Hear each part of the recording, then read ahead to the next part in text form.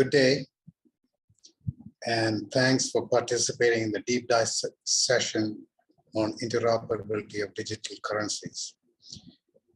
There seems to be quite a healthy audience here. Thanks for attending. My name is Vipin Bharathan, and I lead the interoperability workstream of the Policy and Governance Working Group in Digital Currency Global Initiative. That's quite a mouthful, so I'm going to use the short form DCGI. So I welcome you all to the second edition of the DC3 conference, from cryptocurrencies to CBDCs. But this particular session is a deep dive on interoperability of digital currencies with a focus on CBDCs. The DCGI was set up in 2020 after the ITU-T focus group on digital currency ended. In DCGI, we address all forms of digital currency, including CBDCs, wholesale and retail, stable coins, and cryptocurrencies. And the DC3 conference aims to highlight the work of DCGI with a spotlight on emerging trends, innovations, technical standards, and initiatives shaping the future of digital currencies and financial inclusion. And of course, the standards part is we are trying to create recommendations for standards since ITU has a long history of working on standards. There are three groups, working groups, established under the DCGI. They are policy and governance, architecture, interoperability and use cases, and security and assurance. The work on the technical standards is being discussed in the policy and governance working group. I welcome you to contribute to the interoperability working paper if you would like to do so. I would also like to introduce the speakers for this session. Ms. Kaoutar Elkhiaoui from IBM Research, Zurich, and Mr. Richard Douglas, CEO of IslandPay. Before I start the session, I would like to tell you that you can put your questions in the Q&A window and also use the pigeonhole facility available to also send your feedback and comments during the session. Each speaker will have 30 minutes to make a presentation. And after both speakers finish, we'll have a question and answer session promptly ending at 17:30 CET. So let me first introduce you to Ms. Kaoutar Elkhiaoui, who's going to speak about the work that she's been doing in IBM Research, mostly concentrating on token standards, but also how that would translate into cross-border work on CBDCs. So let us have Ms. Kiaoui, and I will mute myself and get off the video so that you can see her and listen to her presentation. Thank you, Vipin. Thank you. Let me just go to. Yes, I hope you can hear me and you can see me. So I am Kaoutar Elkhiaoui. I work at IBM Research, and today I'm going to present you the work we were doing around tokens with a focus on central bank digital currency.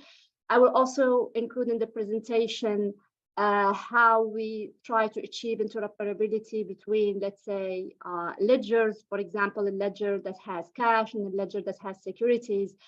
But the approach we have could actually be generalized to have, for example, cross-border payments or any kind of transactions that happen between two ledgers.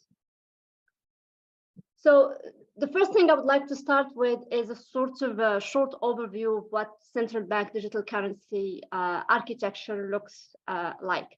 So the architecture we most encounter in CBDC design is a two-tiered architecture, in the sense that the central bank does not distribute central bank digital currency directly to retail users. Instead, the central bank distributes central bank digital currency to commercial banks, which in turn distribute it to retail users. More specifically, the issuance and the redemption of central bank digital currency takes place in Tier 1. And this is reflected in a bookkeeping service that sort of records the amount of CBDC each commercial bank holds and keeps track of the amount of CBDC in circulation.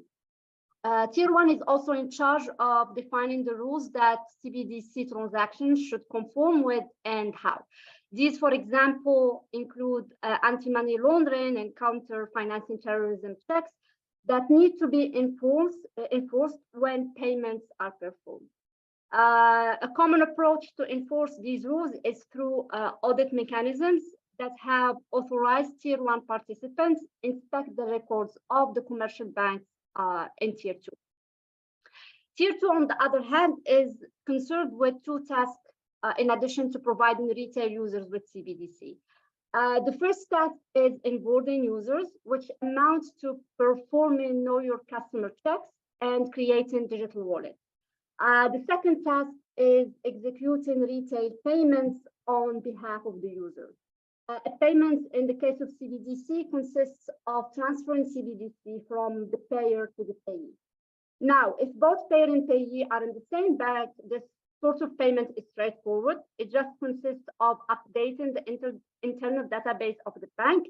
However, when the payer and the payee are not in the same bank, the commercial banks of the payer and the payee need to update their records accordingly, and the bookkeeping service in Tier 1 needs to reflect that CBDC had been exchanged between the commercial banks.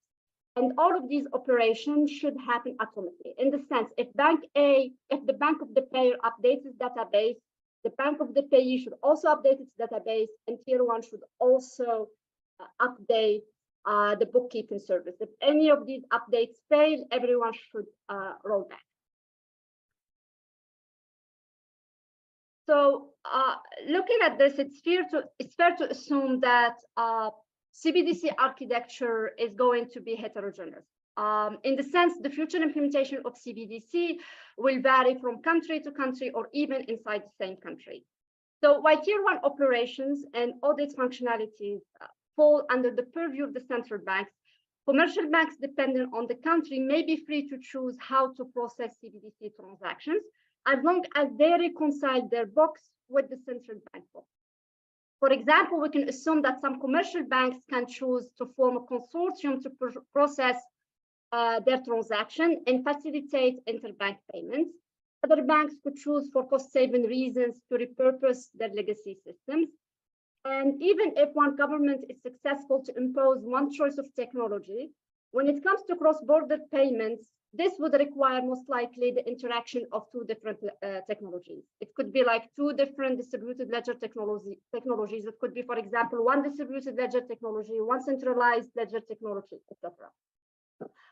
Not to mention that even inside the same country, CBDC payments are required to be compatible with electronic payments as they exist today. So this shows that interoperation is one of the primary enablers of CBDC technology. In the sense, without interoperation, we will not have a viable CBDC.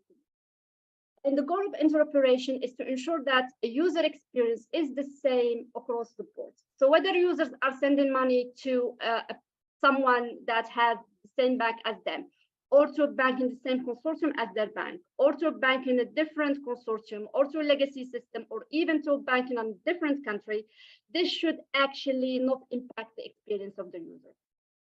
It is also essential for privacy to be assured. And what we mean by this is that if a user subscribes to a CBDC system because of its privacy guarantees, those guarantees should be met even if the user's transaction results in changes in multiple CBDC systems, whether they are legacy or else. For example, if I am transferring money to another user who actually had assets in a different CBDC system, this transaction should not compromise my privacy if in my CBDC system I had full privacy, or privacy was kind of sure for my transaction.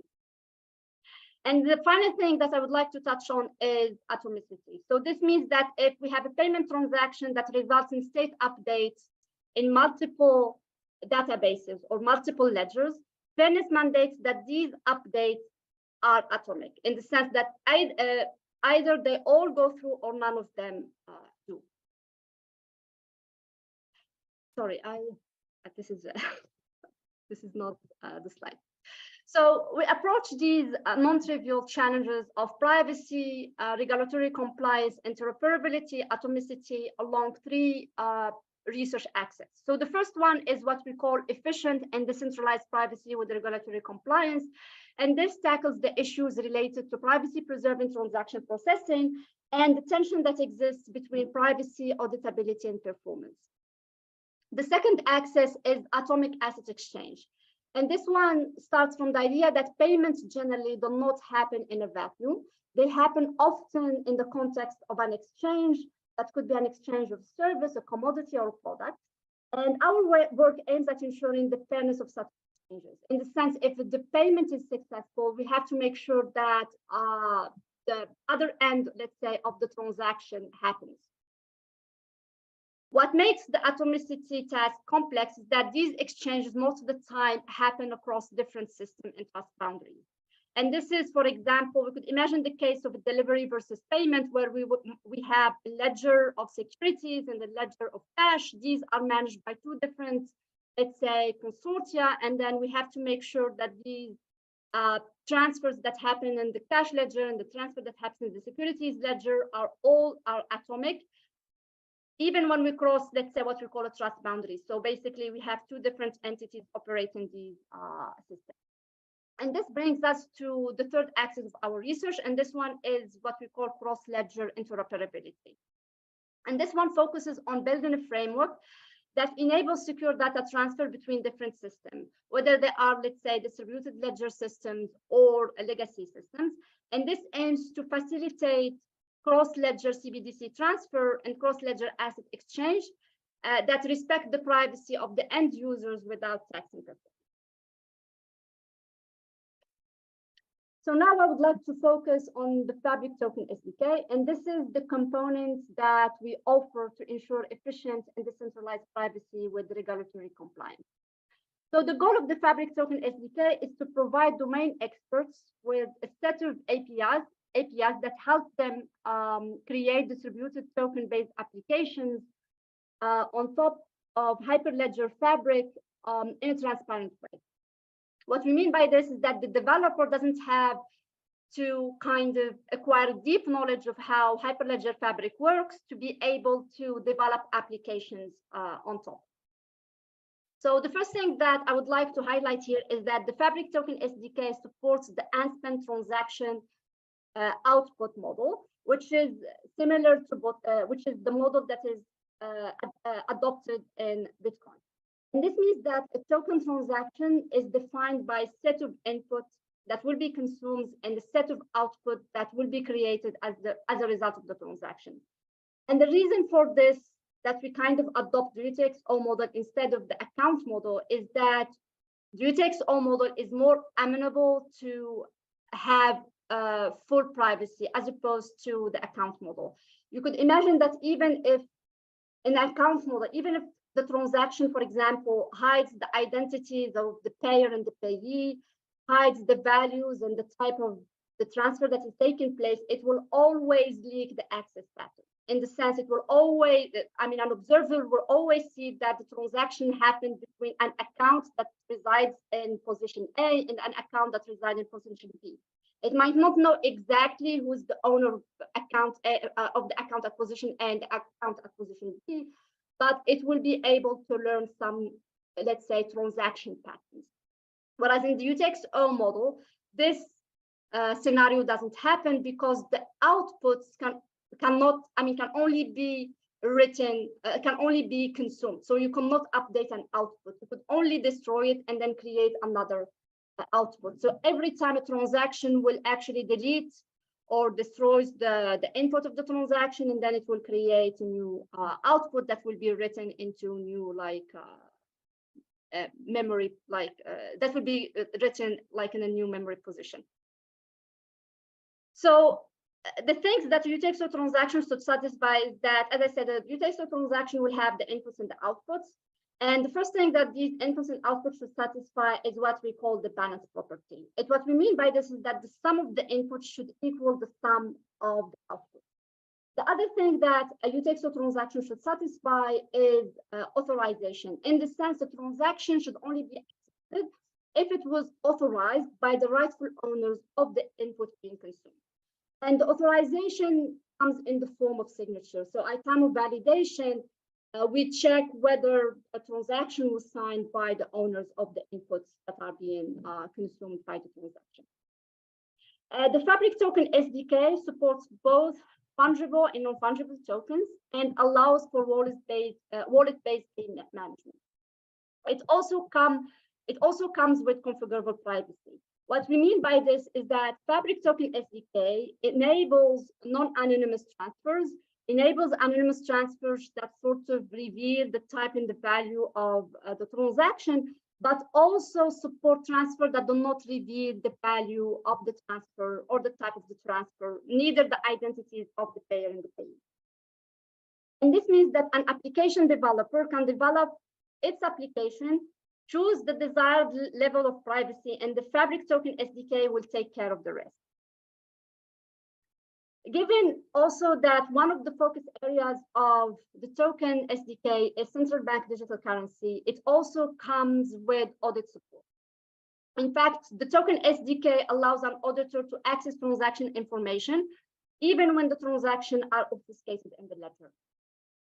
Finally, to enable interoperability between ledger, we use Weaver, which is a technology or a framework that allows, for example, two ledgers to have asset exchanges automatically, or two ledgers to have asset transfer, or what we call also, or also to have what we call data transfer, which means that we could use one ledger as an oracle for another ledger. So the token definition in the token SDK is quite intuitive. So basically, a token is defined by three fields. So we have the owner, the type, and the quantity. And the owner, as the name implies, is the owner of the token, which is the party authorized to transfer the ownership of the token. And in the token SDK, the owner can be a public key, an anonymous identity, or an HTLC script, which actually short for hash time locked contract. The type of token is application specific. So if we take the case of CBDC, the type corresponds to the denomination of the CBDC, for example, USD, Euro, Swiss franc, etc. And what I would like to note here is that tokens in the token SDK are fungible with respect to the same type, which means that tokens with the same type can be merged or split unless it is otherwise forbidden. And a non-fungible token is a token with a unique type. So because, as we said, that tokens are fungible with respect to the same type, if we want to define a non-fungible token, we could define it just by choosing a unique type. For example, an art piece will have as a type its unique identifier. Finally, quantity is a string that corresponds to a positive value, and it represents the value of the token.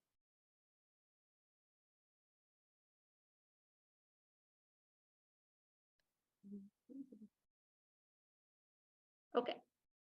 So as I said previously, an application developer will use the Fabric Token SDK API to call token operations. They do not need to worry about the inner working of the backend, nor the privacy of the data handled by the backend.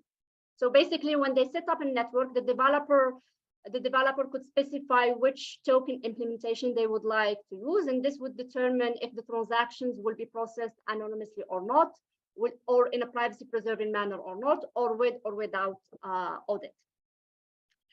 And the token SDK supports actually three main operations, which corresponds to the operations we see, for example, in CBDC systems, and I would say in most of digital asset systems. So there is first the issue operation, then there is the transfer operation and the redeem operation. So an issue operation would introduce tokens into the system. And this is achieved by invoking the interface issue, which takes as input the issuer wallet, the identity of the recipient, the type, and the value of the token being issued. And the validation of an issue operation consists of checking if the party initiating the action is authorized to introduce the tokens of the type passed in the call to the issue interface. Then we have the transfer operation. So the transfer operation transfers the ownership of tokens from a sender to a recipient.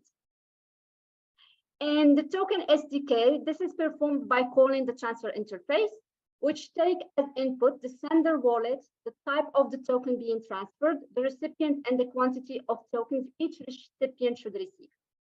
The validation of the transfer consists of checking that the initiator of the transfer owns the tokens being transferred and that the balance property is preserved.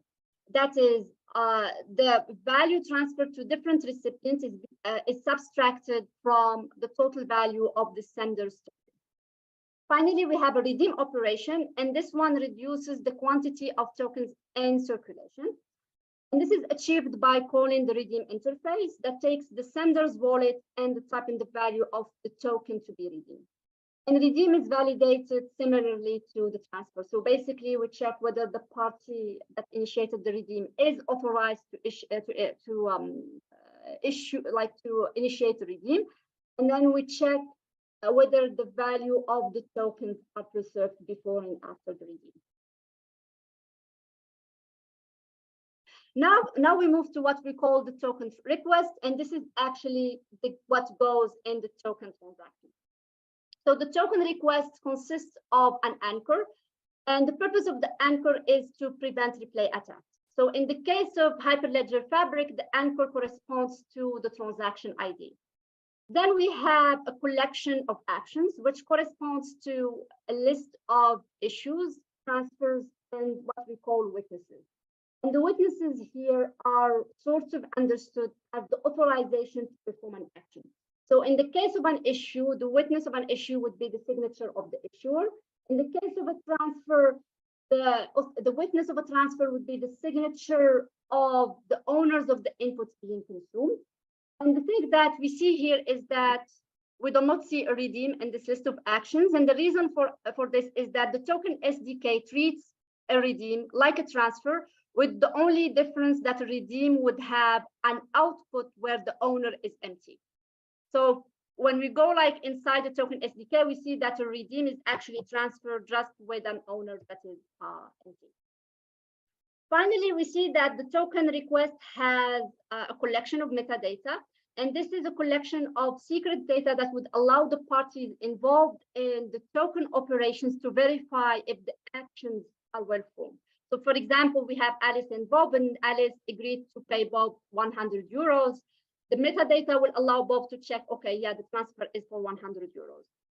The metadata can also be used by the auditor to check that the actions they see in the token request, to inspect the action they see in the token request. So basically, if we take the case where the token request is obfuscated, so basically the actions are not in the clear, but rather encrypted, the metadata would allow the auditor to actually access the content of the action. The thing that we should remember here is that the metadata that is not stored in the ledger. In the sense, the metadata is exchanged at the beginning, at the time of assembly of the transaction, but then it is stripped off from the token request when we decide to submit the transaction to the ledger. Now I move on to interoperability. And the first thing I would like to sort of touch upon is what we believe are the three main interactions between two ledgers or two digital asset systems. So the first paradigm of interaction is what we call a data transfer. And this corresponds to sending authenticated information from one ledger to another. This is very straightforward when we have centralized systems, because we could just have the information signed by one system and then authenticated by the other system using the public key of the first system. However, this becomes challenging when we have ledgers that are distributed, and this begs the question of how can we achieve this sort of efficiency. The second paradigm of interaction is asset transfer, and this corresponds to transferring assets residing in one ledger to another. And this is generally achieved by redeeming an asset in the source ledger and then introducing it in the destination network. And the challenge here is to ensure that these two operations are atomic. In the sense, if the redeem is successful in the first network, then this issue should also be successful in the second network, and vice versa. Finally, an asset exchange, which corresponds to the operation of exchanging assets in two different ledgers. For example, we can imagine a cash ledger and the securities ledger, and we could imagine that there is Alice and Bob who would like to perform a DVP, in which Alice pays Bob 100 euros for 100 bonds. And this would result in Alice transferring 100 euros to Bob in the cash ledger, and Bob transferring to Alice 100 bobs in the securities ledger. And like in the asset transfer, we have to make sure that these two actions, or that these two operations are atomic. Either they are both successful or they both fail. From now on, I'm just going to focus on the asset exchange and how the token SDK supports this operation. So as I said, an asset exchange consists of having two ledgers where Alice and Bob would like to transfer one asset, where Alice would like to transfer one asset in the first ledger to Bob in exchange of a second asset from Bob to Alice in the second ledger. So here, the assumption in the asset exchange, or a simplifying assumption in the asset exchange, is that Alice and Bob are both present in both networks. So if we have a cash ledger and securities ledger, we assume that Alice and Bob are present in both. And then we assume that Alice and Bob are online. There is also the assumption that Alice and Bob is rational, in the sense Alice will not lose their asset just because they want to lose their assets. In the sense, Alice will always try to claim an asset locked for her, and the same goes for Bob. And as I said, the scenario is that Alice would like to transfer 100 euros to Bob in exchange for 100 securities.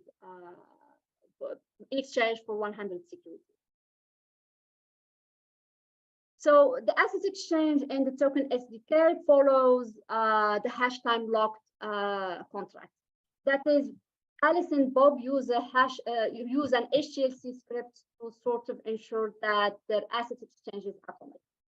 And the way this is executed is that we have Alice and Bob first agree on the terms of the HTLC contract. And this includes, for example, how much Alice is willing to pay, how much Bob is willing to give in exchange, and then a time or duration during which this contract is valid. And the first thing that happens is that Bob would pick a secret X and computes the hash of X and transmit this hash to Alice. Then Bob will submit a transaction that locks the 100 bonds for Alice in network B. So this transaction has to go first before Alice performs anything. And this transaction actually locks the 100 bonds and allows its unlocking under the following condition. And the condition is that Alex reveals the value X before a timeout elapses. Otherwise, Bob would reclaim the 100 E-bonds. Then, when Alice sees that this transaction was committed in network E, it will submit a transaction that would lock the 100 euros for Bob in network E. And here, the unlocking condition is similar to the condition we've seen before. The unlocking condition is that Bob can claim his 100 euros if he reveals the X before the half of the timeout we've seen earlier elapses. If Bob fails to do so, Alice actually can reclaim the 100 euros, announcing that the claim has failed. So basically, Alice reclaims her 100 euros when Bob fails to claim the 100 euros. So how this is actually achieved in the Fabric Token SDK, this is achieved very, let's say, simply. In the sense, as a developer, the only thing that the developer needs to specify to the token SDK is the secret X, the hash of X, and the timeout T. And then we have what we call an HTLC script. And the HTLC script is defined by the identity of the sender, identity of the recipient, a hash value which corresponds to the hash of X, and the timeout which corresponds to timeout T. And we have three methods or three interfaces. The first one is lock, and the lock interface will transfer a token to an HTLC script. And this operation is invoked by calling the lock interface, which takes as input the sender's wallet, the recipient identity, the value that is going to be locked, the type of the token that is going to be locked, the hash value, which is H of X, and the timeout, which is T. And then the lock, as a result, would create a lock token whose ownership is governed by the HTLC scripts. Once a token is locked, it could either be claimed or reclaimed. And to that end, we have two methods. The first one is claim, and claim transfers the ownership of the locked token from the HTLC script to the recipient that is specified in the HTLC script. So a claim is invoked by calling the claim interface, which takes as input the wallet of the recipient, the identifier of the locked token, and the pre-image, which is the secret X. And as a result of this claim, we will create a token for the recipient. If the recipient fails to claim the token, then a reclaim can be triggered, and the reclaim transfers the ownership of a locked token from the HTLC script to the sender. And the reclaim, like a claim, is invoked by a call to the reclaim interface that takes two inputs, the sender's wallet and the identifier of the locked token. And as a result of this, a reclaim would create a token for the sender, meaning that now the token goes back to its original owner, because the recipient of the locked token did not actually trigger the claim. So what I presented so far allows us to have some level of interpolation between systems that support HTLC. So if we have, we have on one end the Fabric token. If we have, for example, two systems that have the Fabric token SDK, we could use this protocol to have atomic exchange.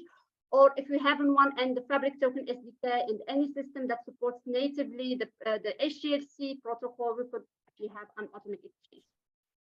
However, if we have a system that does not support natively HTLC, we cannot execute this protocol directly.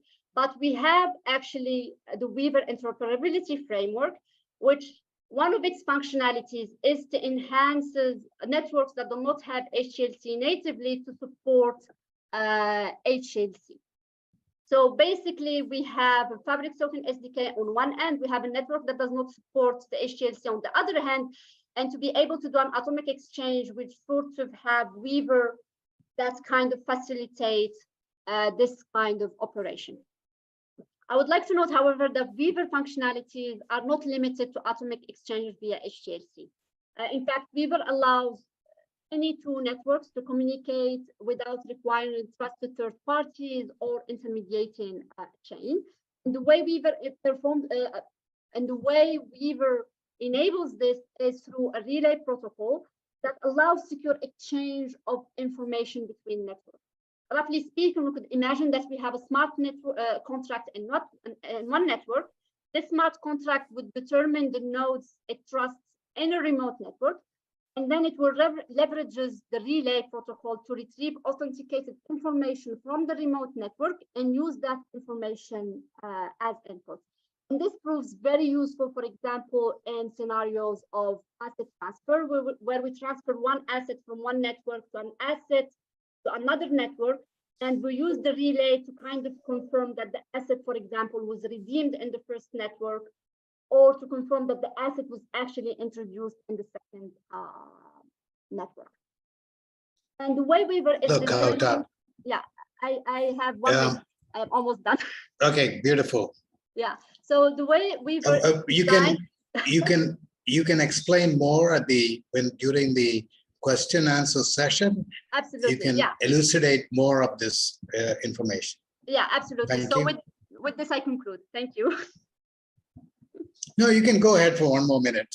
Yeah. It's so fine. what I wanted to say, just like the way Weaver is designed, actually makes it very easy to configure the relay and to make the interaction between the networks low overhead.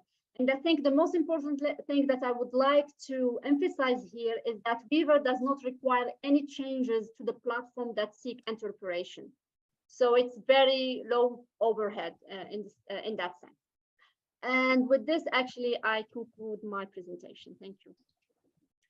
Thank you so much. It's been, there's so much information coming at us that probably the people are not putting in their questions, but don't worry, at the end, if nobody has any questions, I have questions, okay? No problem. So we'll delve deeper into that, into those parts, especially the interoperability part. But now we have to talk, we have Richard Douglas, who's the CEO of IslandPay.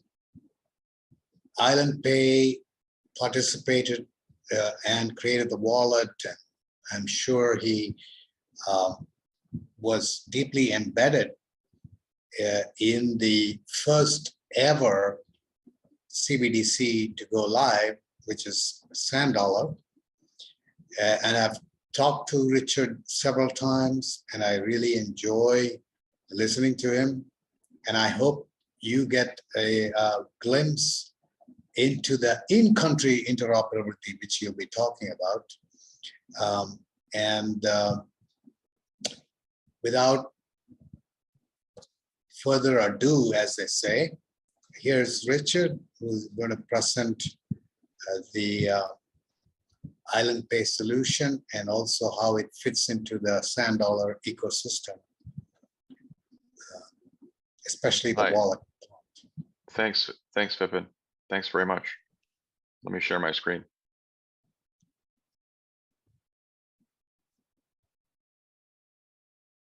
Can you see that? Yes. Awesome.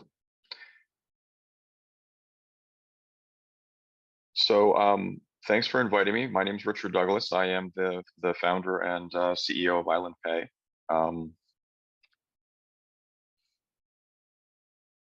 Let me just get the pages going here. There we go. So we were part of the we were the first mobile money company licensed in the Bahamas. We got a license in 2019 from the Central Bank of the Bahamas. We're licensed as a payment service provider and also electronic money institution, which means that we can do payment processing. We can also hold funds in wallets and exchange those funds into other assets. And in 2020, the Central Bank of the Bahamas created the Sand Dollar project, which is the first CBDC to go live. It went live in the fall of 2020. We were one of the first financial institutions to integrate the Sand Dollar CBDC into our wallet. And I think one of the remarkable things about the policy that the central bank put in place is they mandated that every financial institution had to be interoperable with every other integrator of the Sand Dollar. They wanted no closed walls, they wanted wallets to wallet transfers to happen or wallet to bank account transfers to happen, which is a great way to implement this. And I'm not sure that all other central banks that are looking at CBDCs are thinking the same way, but that's the step the central bank took, and it's worked very well. So this screen is showing the homepage of our wallet. You'll see there's two balances there. Initially, when we started, there was no CBDC, so we just had an IslandPay balance. When we integrated the CBDC, we added it as a second balance, and we have a very simple exchange mechanism in the wallet. You click on the two arrows in the middle, and a screen comes up, which is the screen being shown on the right, that allows you to exchange between the IslandPay balance and the Sand Dollar balance, or vice versa. The CBDC in the Bahamas is a QR code based solution. There's also a way to have a wallet address as well. And in order to do transfers between our wallet and other wallets, you can simply scan the other person's QR code with our app, and a window comes up and says, do you want to send money to this person? How much do you want to send? You confirm it, and the transfer happens instantly. If you give your wallet address to, say, your employer, for example, to pay your salary, then your employer can log into a merchant portal and actually do salary disbursements to specific wallet addresses every week or every month. And those transfers happen instantaneously. And it's not, that solution is not specific to IslandPay. That's part of the interoperability that the central bank mandated. One thing that we implemented very early on in our CBDC integration with the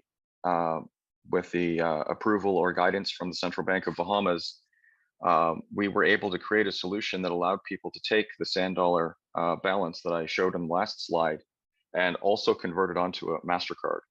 Our company holds a license from MasterCard, a direct license, and this solution allows you to spend a CBDC anywhere in the world. And our clients in Bahamas use this every day. They load money onto a MasterCard, they go buy something on an online retailer, or they go into a grocery store and they buy food. This is, as far as I know, no other CBDC has a solution like this. As I said, we did work with the central bank to get their approval, and they had a lot of questions about controlling exchange, having exchange controls being followed, and who gets access to the Sand Dollar and what are they going to do with it and all this sort of stuff. But the solution's been live since early 2021, and we have thousands and thousands of cards out there in the marketplace in Bahamas that people are using every day. We also have a kiosk network in the Bahamas. These machines are cash handling machines as well. You can load money into the machine and add money to your wallet or pay a utility bill. You can also withdraw money from your wallet at these machines. One of the other things that we did to create use of Sand Dollar and interoperability is that we integrated the ability to buy Sand Dollar at these kiosks. We have about 25 of them installed around the country in the Bahamas, and any wallet provider, any wallet from anybody can go to the machine, show their QR code, load in some money, and they're instantly issued Sand Dollars. And this is also quite popular, especially in remote parts of the country where there might not be banks around or other ways to get Sand Dollar. Earlier, late in 2022, we went to the central bank again and asked for permission to create a product that would allow tourists to buy Sand Dollar so that they could be part of using the CBDC in the Bahamas. We went through a process of defining what exactly the tourists would be able to do and how much Sand Dollar they could buy and how much they could hold. We got all of that reviewed by the central bank, and then we created this product and launched it.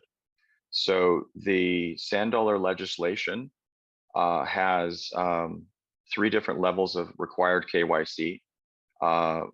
We are following, in that legislation, we're following the second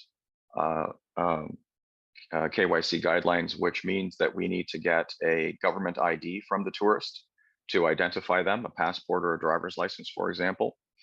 And once they verify that and give us some other details, name and address, and the usual information, we can then let them use a credit or debit card from anywhere in the world, and they can buy up to $5,000 worth of Sand Dollar. The $5,000 limit is mandated by the central bank. It's a special use case where if you're not in the Bahamas or you're not a business in the Bahamas, there's a tier that allows someone like a tourist or someone who lives part-time in the Bahamas even visits there because they have a vacation home. They can hold up to $5,000 in sand dollar, and they can go to the grocery store and pay for groceries, or the government has several utility billers that are accepting sand dollar, the electric company, the phone company, etc. So the tourists are able to participate in the CBDC as well through this solution. And then along with that tourist wallet, we also created a small merchant wallet so that the small business owners, people who rent jet skis on the beach or taxi drivers have a way of collecting sand dollar payments from those very same tourists that will come to the country and will be seeking out places to spend sand dollar. So this is another app we built. It's intended to accept a sand dollar payment. You can see the QR code, the QR address is on the screen. So the taxi driver would show the tourist their QR code. The tourist would scan it and send them, $20 instantly. It goes straight into their wallet. This small merchant app also allows the taxi driver to spend the sand dollars that they collect. So they're able to go to a gas station or a repair shop or something like that if they needed it for their business, and pay that merchant with the very same sand dollar that they've been collecting from tourists. And then there's a third option for the small business owner. They can load the sand dollars onto a MasterCard. So we also are offering our MasterCard product to the small business owners. The transfer to the card is instantaneous, and they can use the money immediately. So if they needed to buy something online or they needed to go into a store that didn't accept sand dollar, they could use that MasterCard solution. One thing that was very important to us to make this useful for the small merchants and also drive adoption is there are no fees to the merchants to use this solution. We're not charging them 3 or 4% or anything like that. It costs them nothing to receive the sand dollar payments, and it also costs them nothing to spend the sand dollar. So we're trying to really help the small merchants out there that maybe they may not have a bank account, or they may not be able to get a merchant account from a bank, or these sorts of things. This is especially a challenge in the other islands in the Bahamas. There are 20 or 30 fairly well-populated islands where there are no banks at all, and people today are operating in cash. And for example, if you're a fisherman doing fishing charters, at the end of the week, you get on an airplane and fly to the capital where there is a bank, and you put the money in the bank. So eventually, with CBDC being adopted more and more in the Bahamas, we can help solve that problem as well, where the business owners don't have to pile up all this cash and potentially risk their safety by flying around with it. The last thing that I wanted to highlight is the keystone of our solution is a very robust digital KYC. We've built it 3 different versions. We're on our 3rd version now. This KYC is completely automated on a mobile phone, and it's built inside of our app. It's intended to be used by people who've never done this before. They've never scanned a document on their phone or uploaded a passport for some reason on a mobile phone. So we've made it very easy to use, very step-by-step. And we've onboarded close to 50,000 people in the Bahamas with this solution. It's something that is very innovative in the Bahamas, because KYC by the banks is normally done in person. You walk in and provide your passport, or get a lawyer to notarize it, provide a utility bill. But for our solution, we got permission from the central bank to do digital KYC, because this is a digital wallet, obviously, and we wouldn't be asking people to come, thousands of people to come to our office to provide their passport and driver's license. So the way the KYC works, the steps are laid out here. You download the app. The first thing we do is send a one-time token to your phone with SMS to verify you have control of the phone number. We ask you to fill out a form with your name, date of birth, address, and some pretty basic information. And at that point, you have an account that's created. In order to get higher limits, access to the MasterCard, and several other features in our wallet, we then do a second set of KYC, which involves taking a picture of a government ID like a passport or driver's license. We also get a selfie and we do a liveliness test between the government ID and the selfie.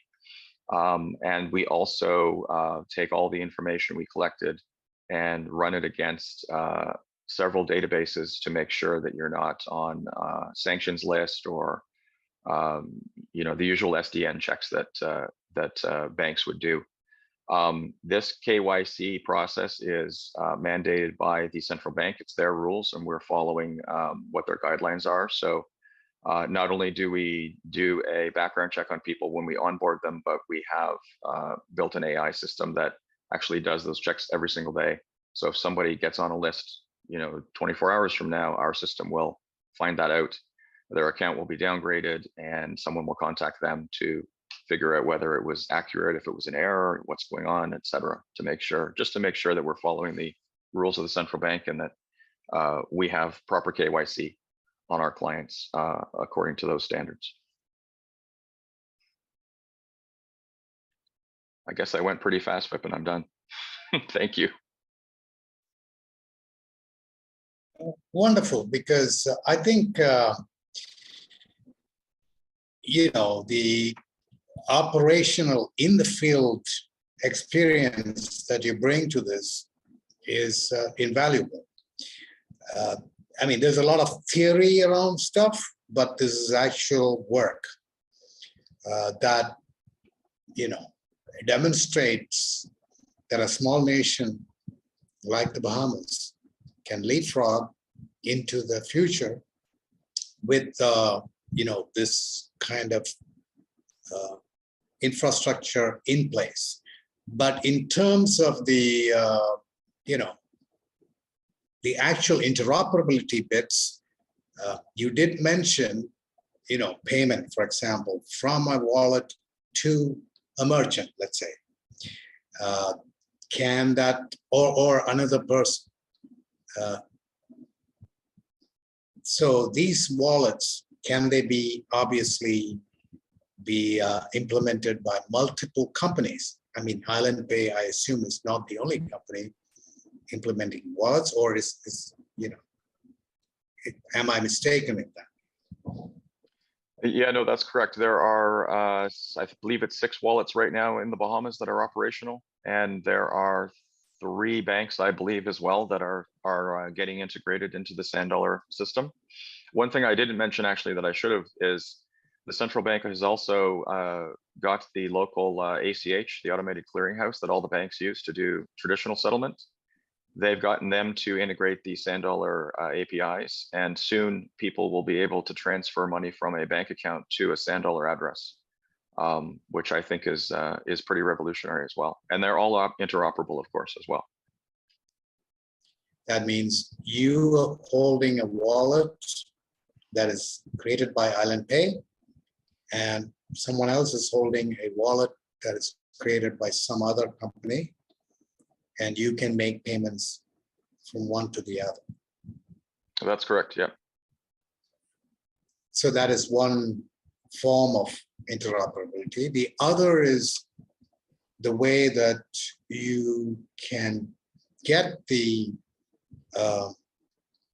you know, the money from your account, or if you're using a MasterCard, I don't know whether credit can be transferred into Sand Dollar, or do you actually need a debit card?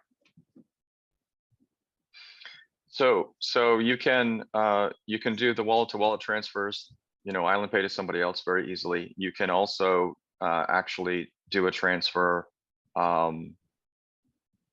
from Sand Dollar onto our MasterCard. And what actually happens there is we convert, we buy the Sand Dollar back essentially and convert it to fiat and energize the MasterCard with fiat. And these other wallets that exist in the marketplace, they can also go to our kiosk and buy Sand Dollar.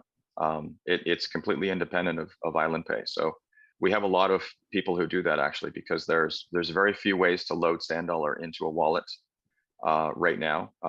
Some other wallets have set up little booths in grocery stores and said you can walk up to the booth and give them some cash and they'll sell you some Sand Dollar. That hasn't really got momentum. people don't want to line up for things anymore, right? So our kiosk solution sort of solves that problem where it's a machine. We have the machines in airports, supermarkets, gas stations, places where people go every day. And that's really starting to increase adoption as well. So you brought up a point about increasing adoption. I get the feeling that it hasn't succeeded. So there's a Q&A box here. Please put your questions there. There is one question here. I'm going to probably switch between you and Kaoutar. And we can see how, depending on the questions, how we can answer them properly. The second thing is, if there are no questions from the audience remaining, then I will continue to ask questions until our time runs out, because the remote conference abhors a silence. Anyway, so there is a question from Mr. Ali Aswad. Thank you for this talk. Richard, can you please elaborate on the difference in limits? That is, how many sand dollars can you have with basic KYC information in comparison to someone who has provided additional information? Yes, so there's 3 tiers according to the central bank rules. The first tier is the basic information. You are allowed to hold up to $500 worth of sand dollar at any time. And the second tier, which is the one I mentioned we're using for the tourists, is where you provide KYC, and you're allowed to hold $5,000 of sand dollar on that tier. And then the third tier is for commercial entities. So if you onboarded the telephone company, for example, to use sand dollar, they're allowed to hold up to $1 million of sand dollar at any time.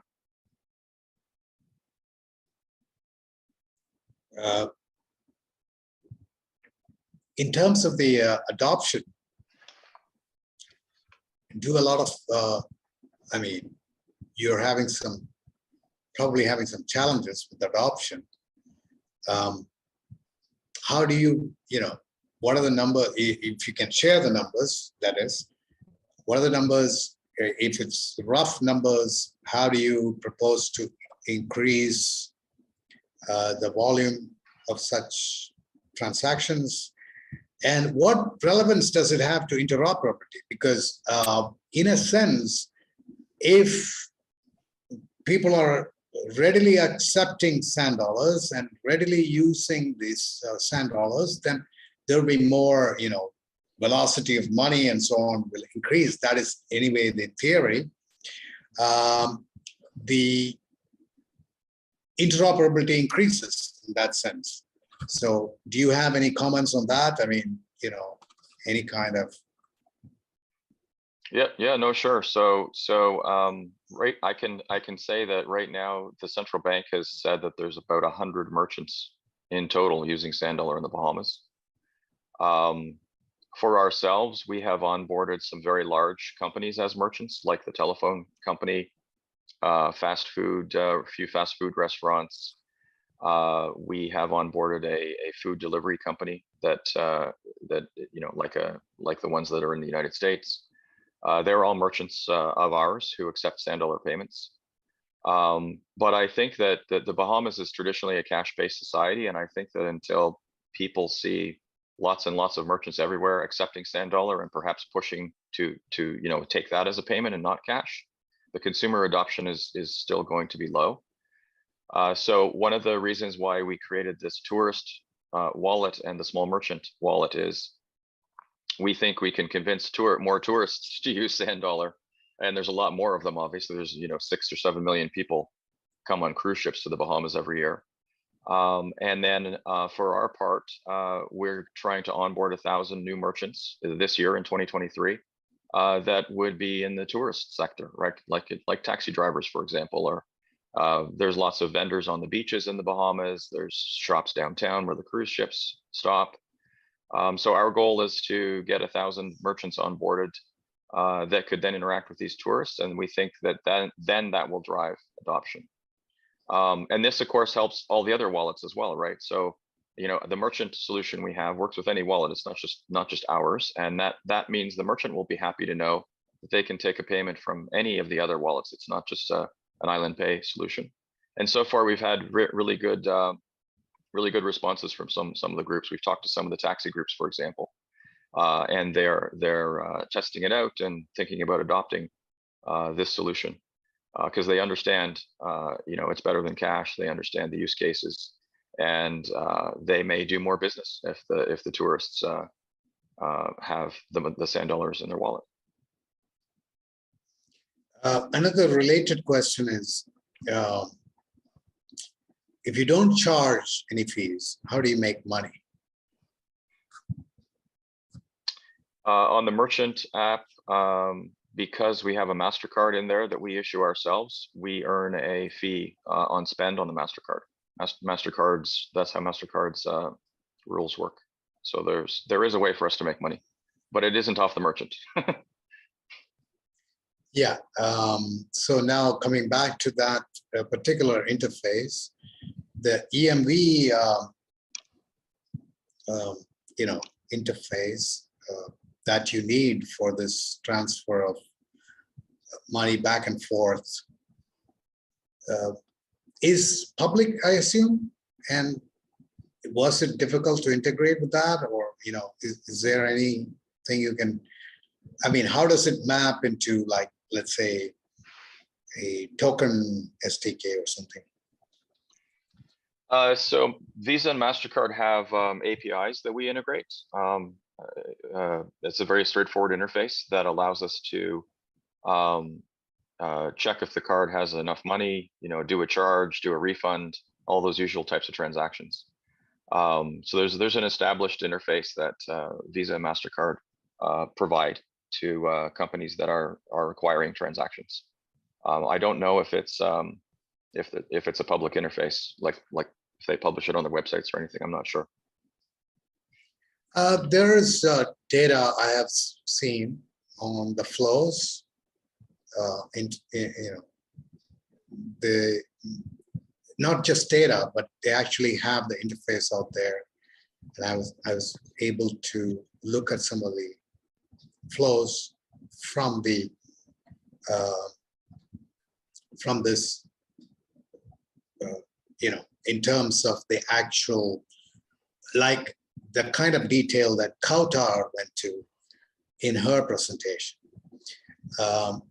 So maybe, hopefully, you know, we can make that kind of information available from you if it's not, you know, part of some secret sauce that you have.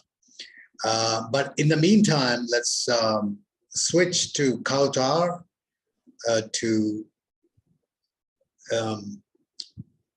with this question that has come up on the board. You can read the question yourself. Otherwise, I can say that it's something to do with, you know, what has your team, have you had any interaction with commercial bank? Yes. Are they supportive of the token initiative? Yeah, so we had like last year, there was an experimentation that involved actually the Central Bank of France, HSBC, and securities. I don't know actually the technical name. I think it's called Euroclear. I don't know what they call. I think it's clearinghouse. It was Euroclear. And Euroclear, yes. Yeah, and this was in the context of asset exchange, and we got very, let's say, good feedback on the fact that actually it answered their needs. And there is a report that is available. It's like public information.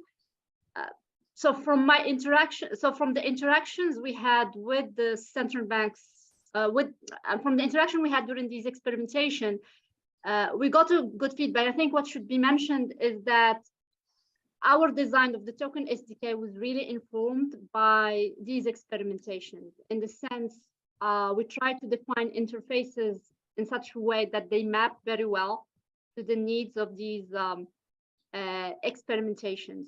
So it was not something that we came up with and somehow we told them, okay, you have to use it as it is. It was more kind of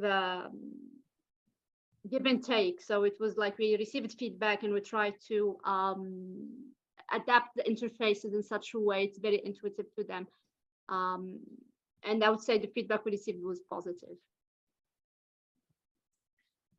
Yeah, I mean, the interface is pretty simple in terms of the issue, transfer, and redeem. Yeah, exactly. So there were things that were more related to audits. So for example, they want, like, there was this audit requirement that has to take place, but it should be somewhat transparent for whoever is developing the application.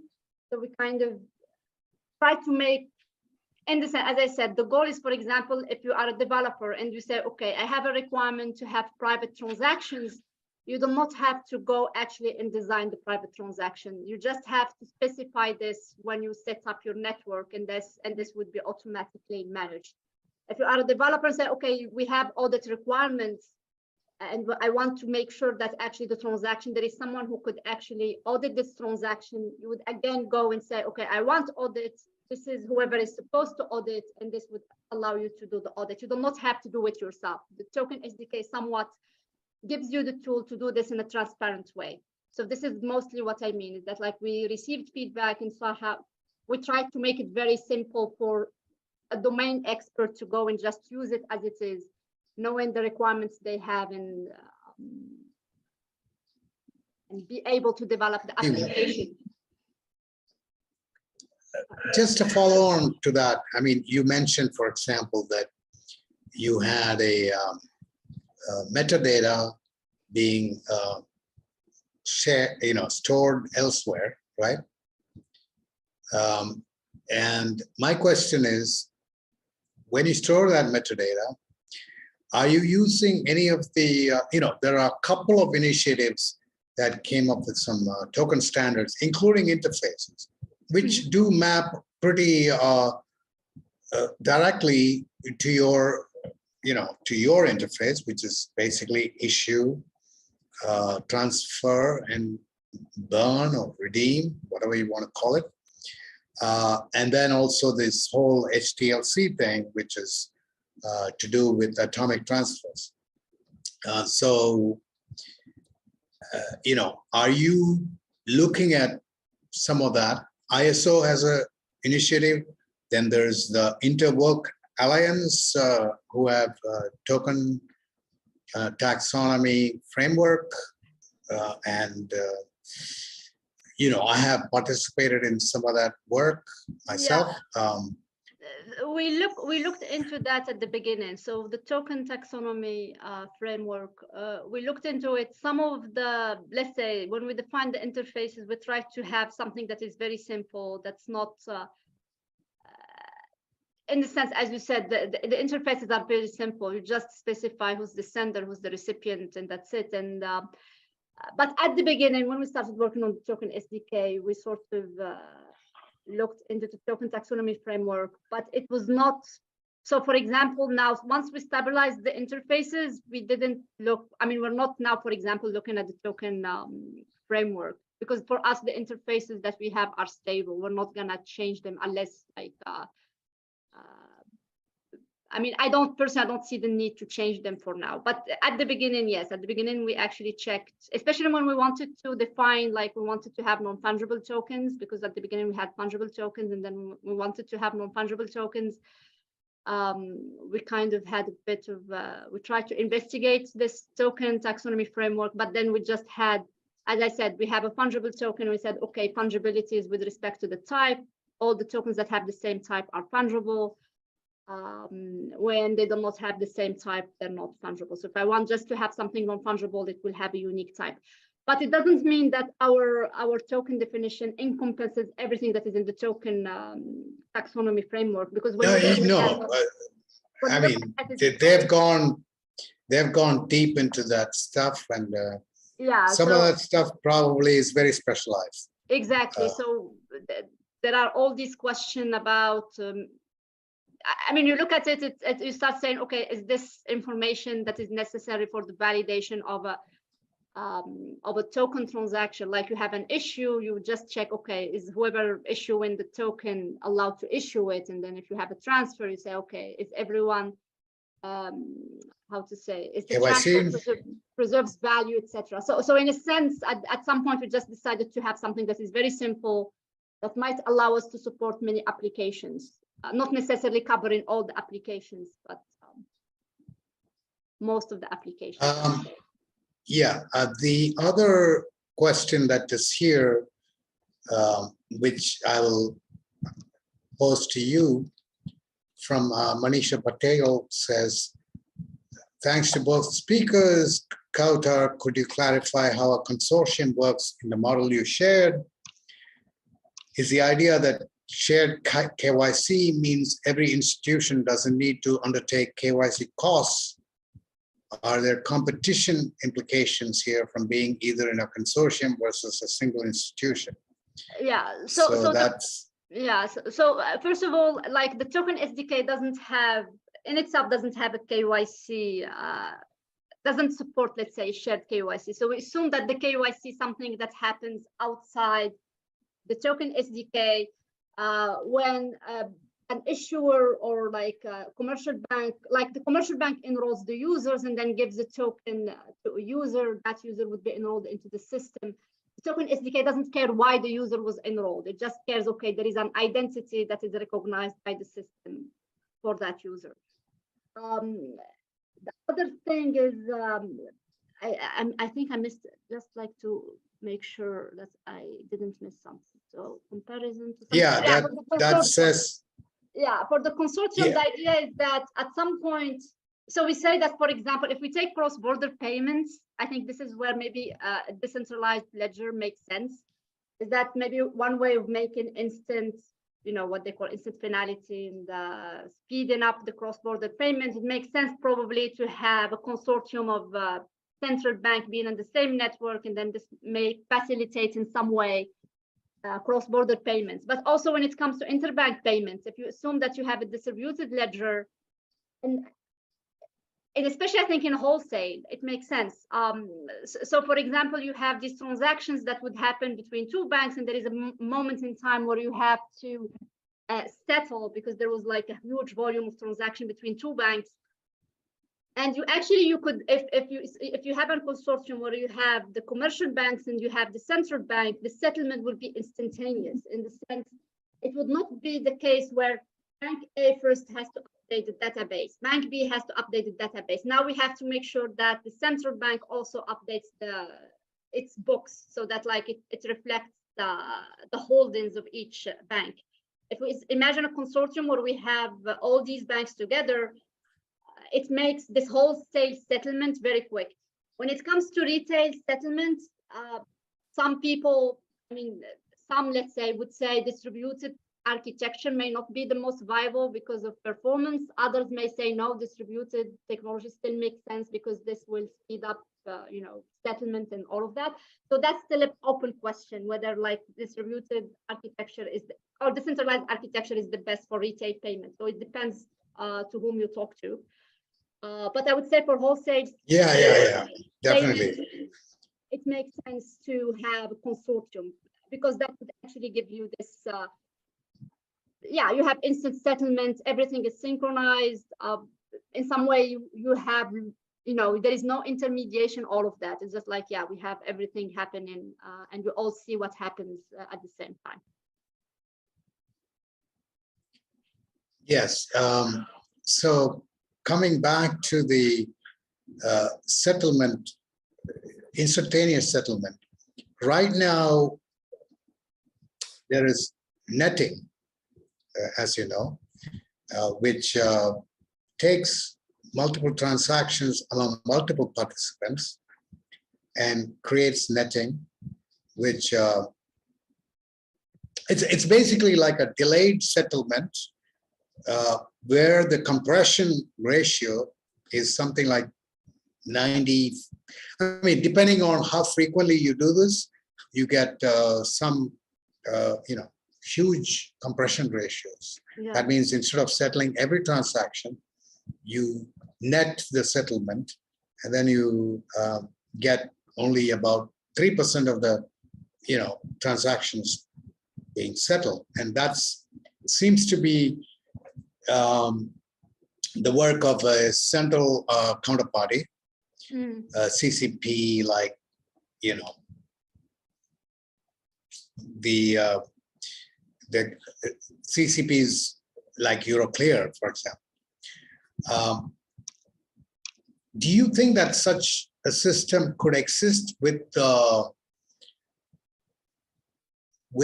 some kind of HTLC driving the whole thing? And if the time period given there is enough, then you would be able to somehow create a netting situation where you would compress. I mean, this is just a, something that I thought of just now. I mean, it's not like the thing is that I think it was actually in the Euroclear experimentation. I have to double check, but anyway, in theory, asset exchange could be facilitated with the HTLC. The netting question is that, so your idea is that you have all these maybe HTLCs happening at once, but then there is only one that is executed, which is the netting of all of them. Is that what you're referring to? Yeah, something like that. Okay. I think that would be a good research question. It would be a good thing to look into, actually, because the way it works, because especially when you are working with UTXO, is that once when you lock the token, it can only be consumed. So there is no other way of dealing with it. Maybe we need a new HTLC. Yeah, exactly. It would be good. It would be an interesting thing to investigate. Yeah. There is a question about the metaverse, which I don't think it is appropriate here, but it's in the spirit of basically, it is an identity question. The same identity. How can you make sure that the identity in multiple locations is the same? Like, for example,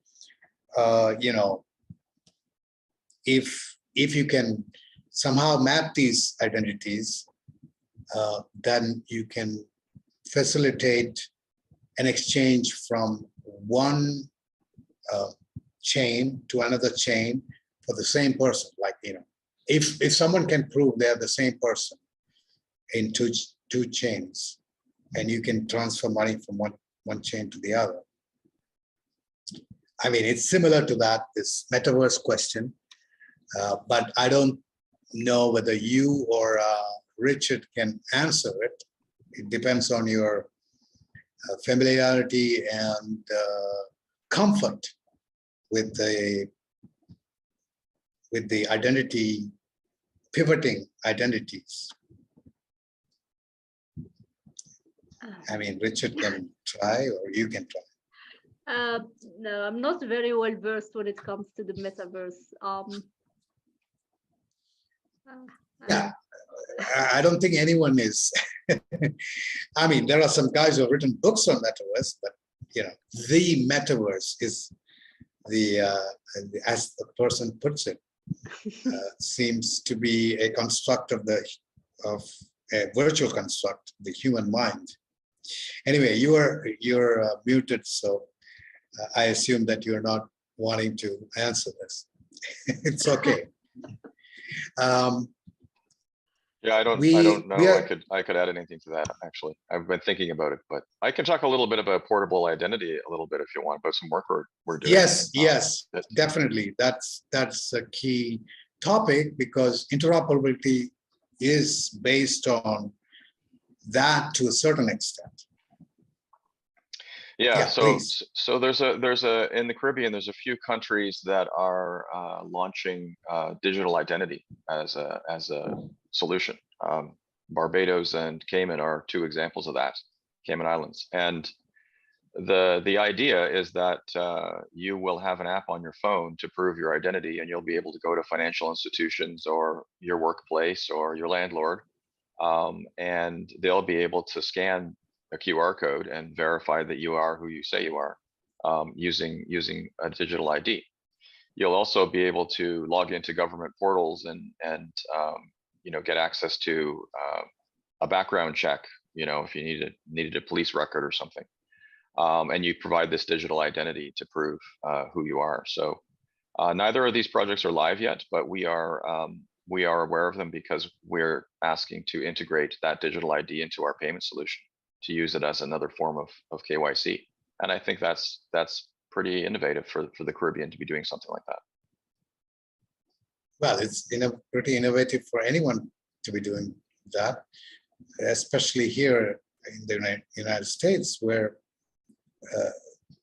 this question of identities, there are some solutions that are coming up now with the SSI and all that, but it's more focused on, the person who's holding the identity being in charge of either, selectively disclosing what the identity does, but in the end, it requires issuers to participate. Issuers like the government, or issuers for somebody who's a stand-in for the government, like, let's say, bank or something. And otherwise, it's completely broken here with the social security number and so on. And that's, and there is big pushback against it, although there seemed to be quite a bit of sharing of data using, in private social media apps like Twitter or Facebook or Meta or Google itself. And everybody's suspicious of the government, although it seems like they are willing to share a lot of data. But we are, we have about 5 more minutes to discuss anything we want, but I would like both Richard and Kaoutar to make some closing statements about this identity, this interoperability, and also, of course, this is an occasion to call for people to contribute to interoperability work that we are doing in, DCGI, in the Policy and Governance Working Group. We are coming up with a paper on this, which are recommendations for standards. Everybody talks about standards, So if you have a closing statement, this would be the time, maybe a minute or two before we hand over to Vijay for our next keynote speaker. Yeah, I will be brief. I will just say that interoperability is important for CBDC. It's kind of, as Richard say, it touches from like wallets that should be interoperable to whether you have CBDC that should be interoperable with existing payment systems, to if you have two, let's say, a system that uses, let's say, distributed ledger technology, the other uses legacy system. So interoperability is like everywhere. So it's very important to kind of, discuss it early on. Okay. And what about Richard? Do you have any closing thoughts? Yeah, I think I'll just say that, as I said at the beginning of my presentation, I thought it was very forward thinking of the Central Bank of Bahamas to mandate interoperability with their CBDC. I also would like to say that, thinking about what we might be doing in 2023 in that area, we are actually talking to 2 other live CBDCs about figuring out ways to do cross-border transactions and be interoperable with other CBDCs. And one of them is centralized. It's not on a blockchain. And there's good dialogue going on about use cases and why this is, better, faster, cheaper, et cetera. So I think that may be a real strong use case for CBDCs is the cross-border transactions, especially wholesale. And we're happy to have a few of those discussions ongoing right now.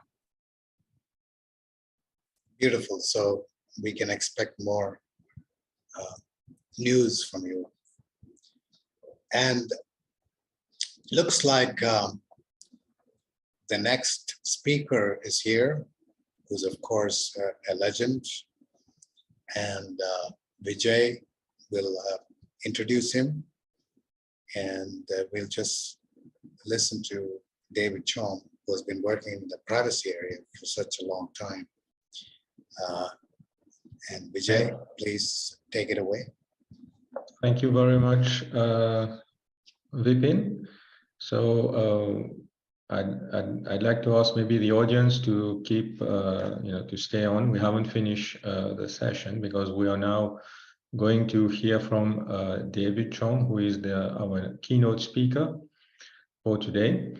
So let me introduce David first, and then I'll give him the floor. So David Chaum, as you know, is the original founder of decentralized XX network, and he's the CEO of Elixxir.io.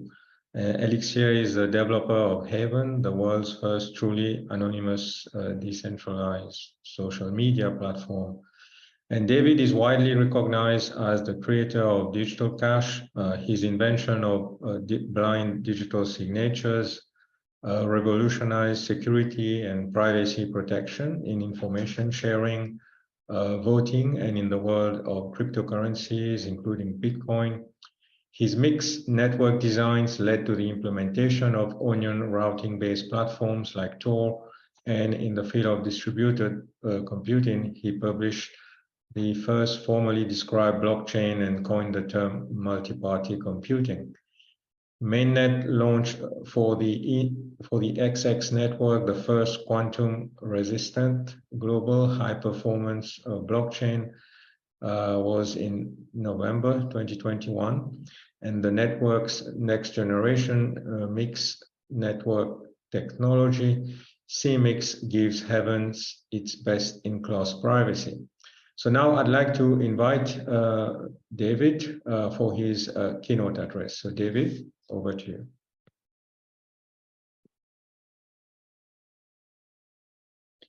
So David, could you unmute, please? We're not hearing you on our side.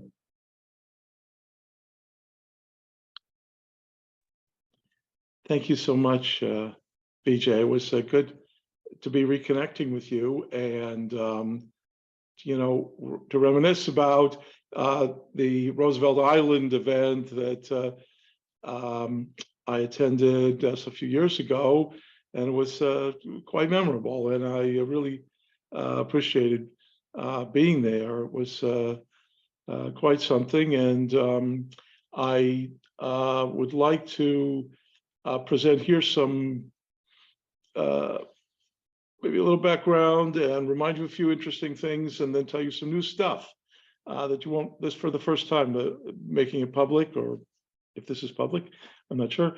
And so I hope you'll enjoy this. Let's see if I can share this screen here. Does that work?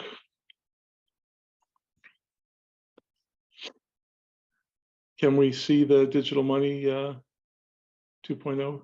Yes, David, I confirm we can see your slide. Oh, great. Okay, good. Thanks very much. That's great. So, yeah, I'd like to talk about digital money generally, but first a few words about me, because I just want to clarify that, I have been an academic for quite a period of time, and I ran a research group, but it was part of an organization that was funded by part of three universities, really, in the Netherlands. And, we had basically students all the way from undergraduates to postdocs and visiting scholars, So it was quite, it's a lot of academic stuff, and I still feel like an academic, but I've been kind of pushed into the commercial and sphere, but I do continue to engage in academic activities. So in the voting space, for example, I put together a whole academic project, and we've done some really good work. VoteXX, you can look at it, see it on my website, chaum.com, if you're interested, and other academic things. And so I'm open to collaborating on an academic level or on a commercial level or both. So I just wanted to clarify that. And so let me, with that, try to advance my slide. And just to point out, as you all know, payments is a big deal. I mean, it's a huge business globally. And I believe that this new eCash 2.0, which I developed in collaboration with my colleague Thomas Moser from the Swiss National Bank, is far and away the best money that I've seen so far. And I think it's also was recognized by BIS, from what I understand. And the detailed paper, you can see it jointly authored. It's up on. Well, it's linked to here. Can you see my cursor also, Vijay? Yes, we can see your cursor. Oh, great. Yeah, so this paper is linked to here, and it's. I'm going to summarize a little bit of it here. It was reported on in the press a bit, and it's actually being built. So I maintain that it's. Like I said, the best money I've seen. So first of all, it has all the best of the original eCash, which hasn't really been matched by newer systems. So we'll go over it real briefly here, but the thing is that with eCash, for one thing, no one can take the money that was issued to you from you. You can't be blocked from spending it at any point in the future. We'll see why that's fundamentally true and why you're able to protect your ability to spend the money that you have, let's say, withdrawn. Then the next thing is, of course, eCash had the special one-way privacy. And back in the day, BIS said that criminal use of payment systems was defined as extortion, black markets, and bribery. And for all three of those uses, type use cases, the one-way privacy of eCash makes it unsuitable, because as the payer, you can always prove who it was that received the money, and no extortionist or thief or whatever is willing to be identified by someone taking a bribe, the person who's making the payment. But the other, great thing about the one-way privacy is that, of course, the system and no one can see what payments you make. So you have consumer privacy in your purchasing behavior. So it seemed like a really ideal thing, and it's not been replicated. And so eCash 2.0 preserves this, which is great. And eCash 2.0 also takes some of the best from cryptocurrency features. And, one of them, the first one I mentioned here, is really cryptocurrency borrowed it from eCash, because eCash had it originally. You had your keys that controlled your money. So this is one of the big features of digital currencies. But eCash 2.0 is also quite compatible with blockchain in a number of ways, and we'll see that. For one thing, like blockchain currencies, the total amount of money that's been issued in the system is transparently visible to the public. So that's that was one of the main things that people really liked about Bitcoin, I think. And eCash 2.0 also has that. So that's, and all the fun stuff you might want to do with blockchain, with smart contracts and what have you. You can also do that with eCash 2.0, as we'll see. But there's also some special things that only eCash 2.0 has. Now, earlier today, I know that one of the topics was, and I heard a little bit of discussion about identity. And eCash 2.0 introduces a new kind of identity system that is, in my view, fundamentally superior to what it's been known previously. However, it addresses like what I see as a huge set of problems that have gone somewhat unnoticed until now. But a basic implication of the solution is that if your money is stolen from you, then you can like just spend it anyways, no matter what, even if you're forced to give all your keys. And moreover, no one can ever take your ability from you to allow any of your payments to be traced, if you should wish to allow them to be traced. So we'll come back to that, and I think I'll emphasize this aspect a bit because I think it's really fits the theme of this session and is also really interesting and new. And then the other thing is, you hear a lot about quantum resistance, of course, these days, but there's really two kinds of quantum resistance, put simply. There's quantum resistance that's based on someone's assertion that, some problem can't be solved. And then there's like the strongest type of quantum resistance, which is based on the most general type of function, just massive one-way functions. And this is much closer, to my experience, to what's used by governments to protect their own secrets, and recently mandated by the federal government in the United States for VPN protections and so on. So that it doesn't really make sense to use these other things if you could use the real thing. So that's a great aspect, that the protection against counterfeiting of the currency, which is obviously a concern to nation states and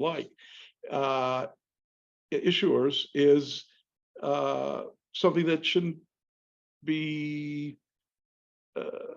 solved in a way that could be broken. It has to be solved, protected in the strongest way possible, and that's what we do in eCash 2.0. So that's a super great feature of it. And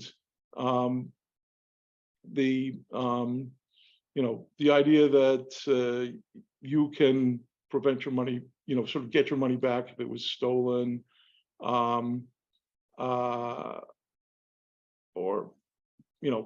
it can't be taken from you without your cooperation. This is I think also a feature. Okay, so let's just look real quickly at the original eCash, just to remind you, because I'm sure you're all familiar with this, but here you see the notation I'm using. Just briefly, remember, the idea is that the customer creates this random number X, and only they know it, and that's what gives them exclusive control over their money. And then they blind it with this blinding factor B that's also random, but it's ephemeral. They throw that away afterwards.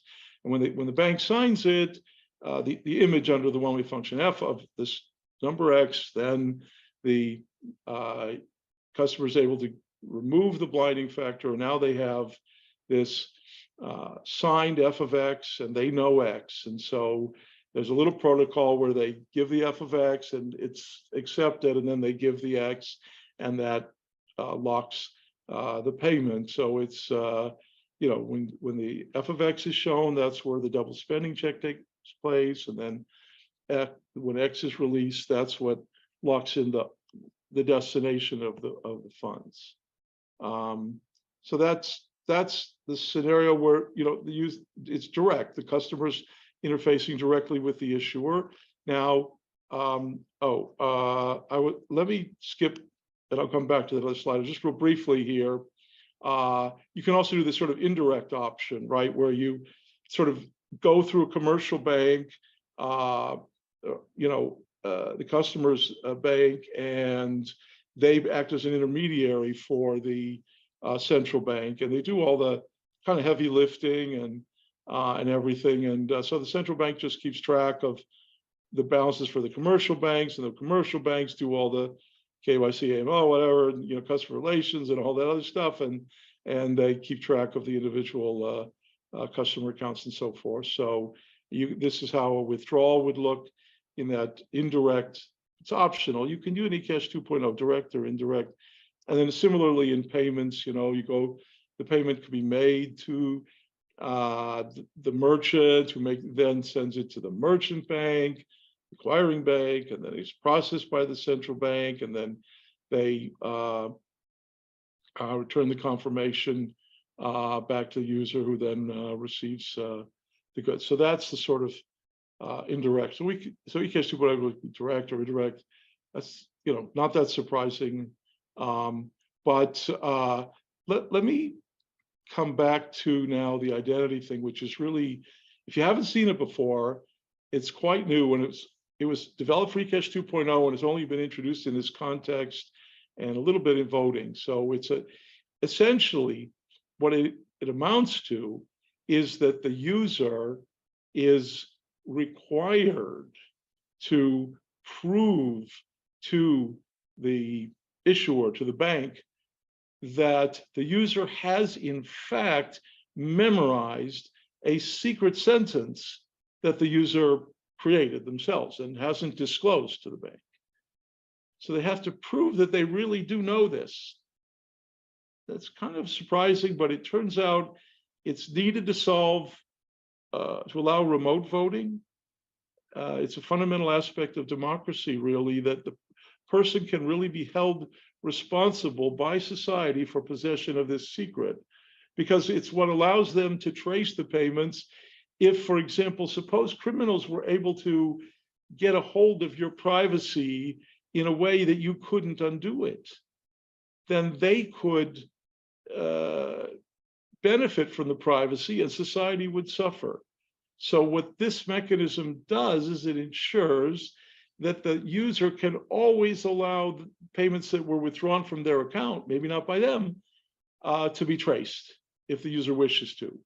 And that's a fundamental protection for society against criminal use of privacy, because criminals could usurp your privacy through malware, coercion, or deceptions of various types. And that's, like I said, a new kind of a threat that people haven't really, to my knowledge, been thinking much about. But it's like, I call it, sounds a little extreme, but digital slavery. It's the next big shoe to drop in the whole digital space. You don't want to be like a digital indentured servant or someone to really fully be able to steal your identity. You have to have your identity. The only way to ensure that is for the society to make sure that you really do have that passphrase, and that passphrase can certainly be used to construct easily the private key corresponding to your public key that's been authenticated by being signed by the bank. So let's just see here. Here's an actual setup in this slide and there's a video. I don't know if you've seen it. Like, see it, let me know. We've built this device for this, and it's super secure, national laboratory level secure. But basically, the idea is shown here simply in the eCash paper, that you are asked to write your secret phrase on a special form behind this shield, and then your phone creates a private key from it, a public key from that private key, that passphrase as a private key, and provides that public key to the bank. But the bank doesn't get to see your private key or the passphrase, and then the bank through like this officer or whoever can ask you some questions. Now there's more sophisticated questions are possible. And basically there's a zero knowledge proof provided by your phone that those answers prove that you really do know the private key corresponding to that public key, but without revealing anything, essentially anything about it. And then you can destroy that. We have a much more effective way of destroying this now. It's inside a privacy shield. You drop it into water in there, and it dissolves in front of your eyes. So it's a super, like I said, national laboratory level security that protect you visibly. You can be certain that the bank can't learn your key, and the bank is certainty that you do know the passphrase. So it's pretty sweet. And what, of course, if you remember my Scientific American article, which you can see on Chaum.com, that's where we create a whole suite of pseudonyms from a base name, and this identity can actually generate pseudonyms that could be used with all kinds of organizations. Then you could do zero knowledge proofs of any property that relates to any signatures you receive from any of them that show it related to any of the pseudonyms and so forth and so on. So it's a pretty nice thing. It also solves this voting problem.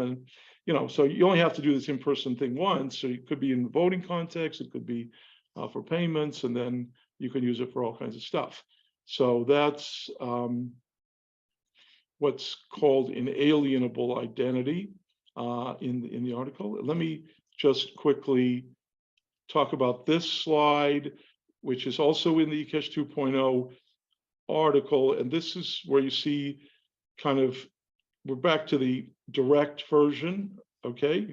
But, so it all fits on one piece of paper here, but the special things to notice are that now you also send in input to a mixed network with your withdrawal request, and that is untraceably mixed here, and it can be published to a blockchain, or it can be, and it will be placed in this double spending quantum resistance database by the bank. So the bank has sort of 2 points of control. They can decide who they issue these blind signatures to, but they also control who can input to that mixing network, which gets those images, the f of x's in this database, so the users can check that their f of x really got in there.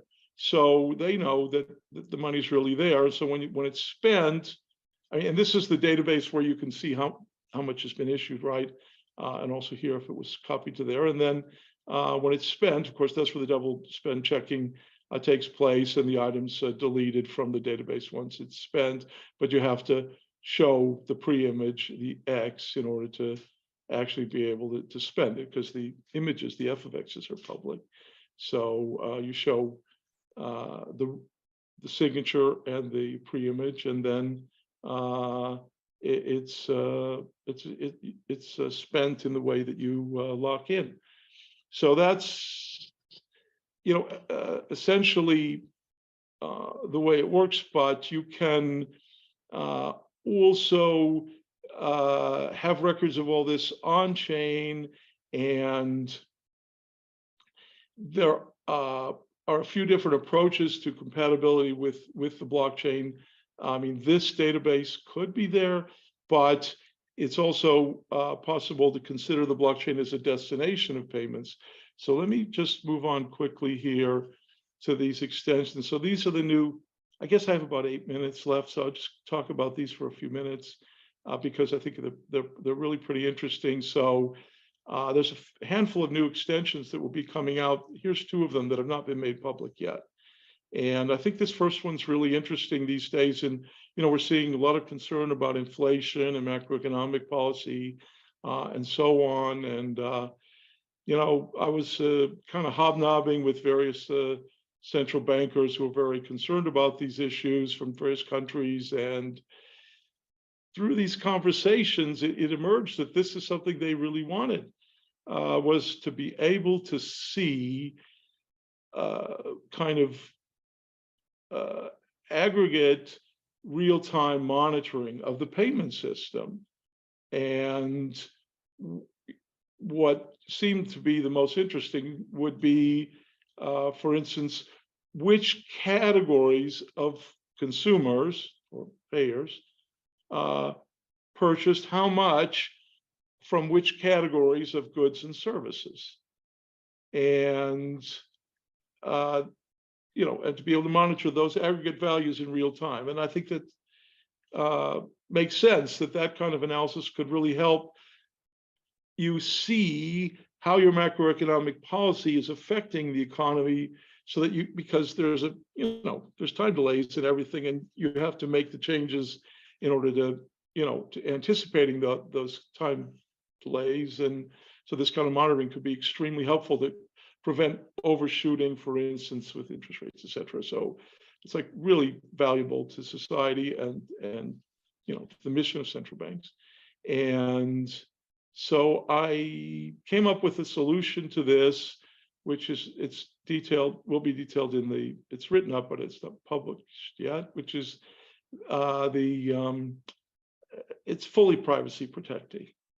So the central banks can see exactly how much each category spends in real time on what sort of things, or more or less exactly, and no information about what individual consumers spend is made public. And moreover, no one can you know, fool the system by misleading information. It's, everything is verified and proven, and there's no way that the information could be tampered with. So that's a really nice feature. And second feature, that's kind of not really that, you know, unobvious. It's not really rocket science, but it turns out that, you know, instead of just telling a merchant bank or, you know, the customs bank that these funds can be received, which you could, the central bank could do with a signature, you know, and that should be a quantum resistant signature, presumably, in this, where, because that's the level of security we're able to achieve against, you know, counterfeiting or misappropriation of these funds.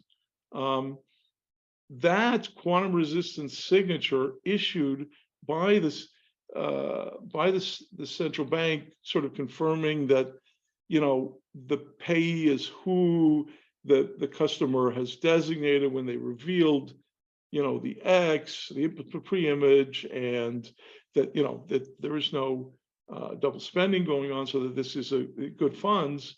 That quantum resistant signature, it could indicate simply that it's to the benefit of another central bank or the benefit of one of its customers.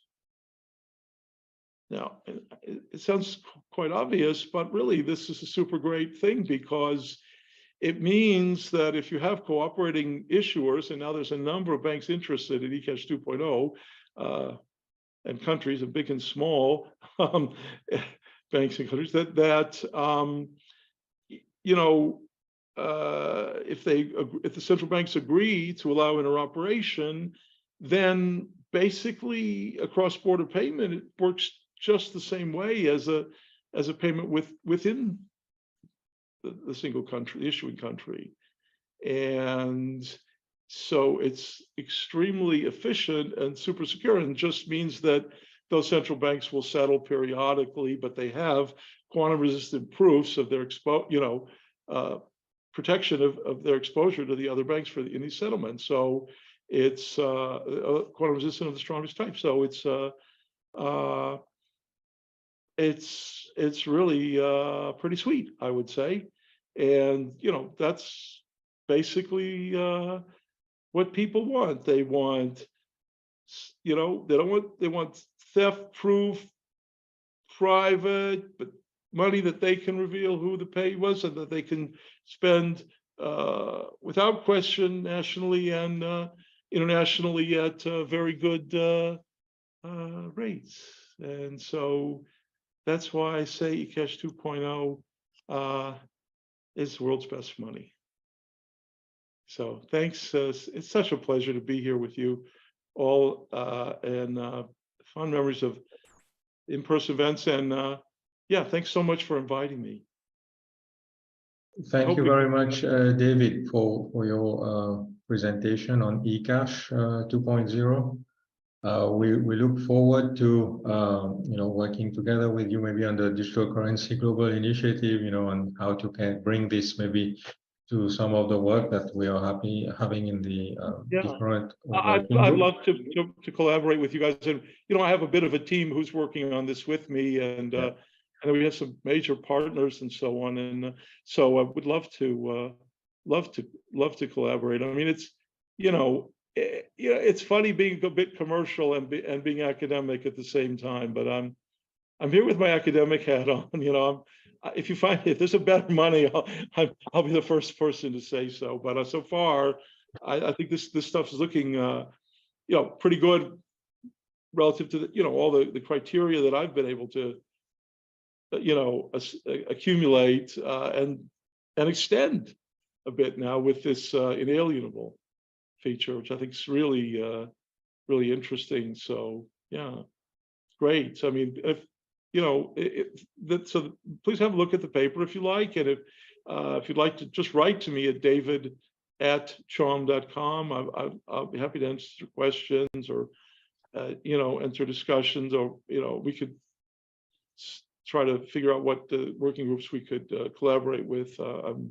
That'd be really great. I'm excited to be back in the eCash business again, whatever, back in the payment space, because I kind of, took a bit of a sabbatical since the original eCash. But I think this new eCash 2.0 is a worthy successor, and it's should be really fun to try to get it all figured out. Thank you very much, David. So we've reached the end of the session. So, but DC3 conference continues tomorrow. And tomorrow, our main topic will be on the importance of offline transactions for CBDCs. We'll have a session at 11 a.m. on this, 11 a.m. Central European time. And this will be followed by a session on scalability and security challenges for cryptocurrencies at 2 p.m. Again, Central European time. And then in the evening, at 4 p.m. Central European time, we'll have a deep dive on how to implement offline transactions for central bank digital currencies, and we'll hear from Visa and IDEMIA on how they've implemented these solutions for offline transactions for CBDCs. So thank you very much for your attention, and see you tomorrow. Bye-bye.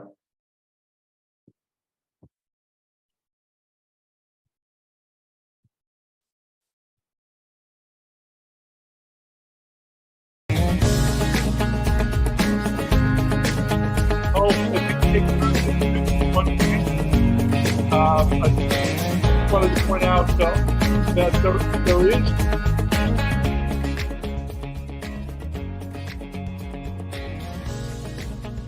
there is an offline version of eCash 2.0, and